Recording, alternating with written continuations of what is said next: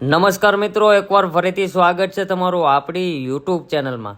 Post ઓફિસના અત્યાર સુધીના ઇતિહાસમાં સૌથી મોટી ભરતી કરવામાં આવી છે, જેમાં કુલ 44,428 જગ્યા બહાર પાડવામાં આવી છે. હવે આમાં કેટલાક વિદ્યાર્થીઓ એવા હશે કે જેણે ઓલરેડી ફોર્મ ભરી દીધું હોય છે અને કેટલાક વિદ્યાર્થીઓ વિચારતા હશે કે કયા જિલ્લામાં ફોર્મ ભરીએ તો મેરિટમાં આપણું નામ આવી જાય.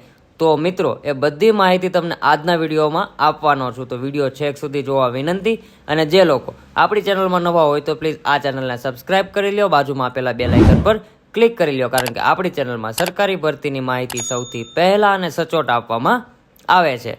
સૌપ્રથમ વાત કરીએ તો પોસ્ટ ઓફિસમાં જે જીડીએસની જે ભરતી બહાર પાડવામાં આવી છે તેમાં કુલ જગ્યા છે 44,428 જગ્યા પર ભરતી બહાર પાડવામાં આવી છે. અને લાયકાતની વાત કરીએ તો 10 પાસ કોઈ પણ ઉમેદવાર છે એ ફોર્મ ભરી શકે છે. અને ઉંમર મર્યાદા છે તે 18 થી લઈને 40 વર્ષ સુધી રાખવામાં આવી છે. અને ફોર્મ ભરવાની જે છેલ્લી તારીખ છે એ 5 ઓગસ્ટ સુધી રાખવામાં આવી છે. હવે આપણે મેઇન ટોપિક ઉપર આવીએ તો જે મિત્રો ફિઝિકલ હેન્ડીકેપ છે અને જેટલા મિત્રો SC ST કેટેગરીમાં આવે છે તેને જો 50% માર્ક હોય ધોરણ 10માં તો પણ તમે ફોર્મ ભરી શકો છો, કારણ કે જે મિત્રોને 85% ઉપર માર્ક છે તે મિત્રો પોતાના જિલ્લાની આજુબાજુમાં ફોર્મ ભરશે, એ ફાઇનલ છે. કારણ કે તેમને ખબર છે કે તેમનું સિલેક્શન છે એ પાક્કું છે.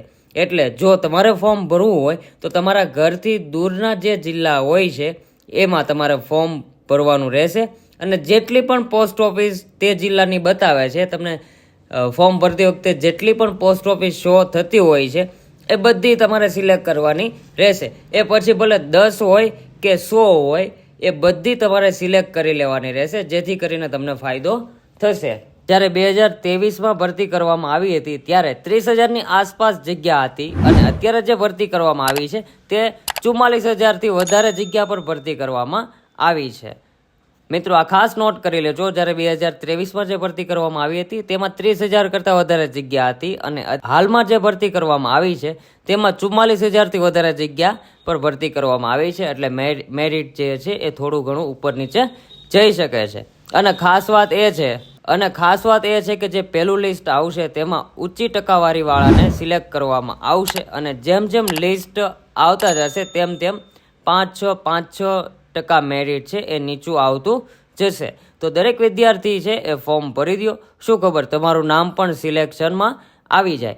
અને મારા અંદાજ પ્રમાણે વાત કરીએ તો આ ભરતીમાં 4 થી 5 મેરિટ લિસ્ટ છે એ બહાર પાડવામાં આવશે. તો રાહ શેની જુઓ છો મિત્રો, જલ્દી ફોર્મ ભરી દો. હવે ફક્ત ફોર્મ ભરવાને જે છે એ 8 થી 9 દિવસ બાકી રહ્યા છે.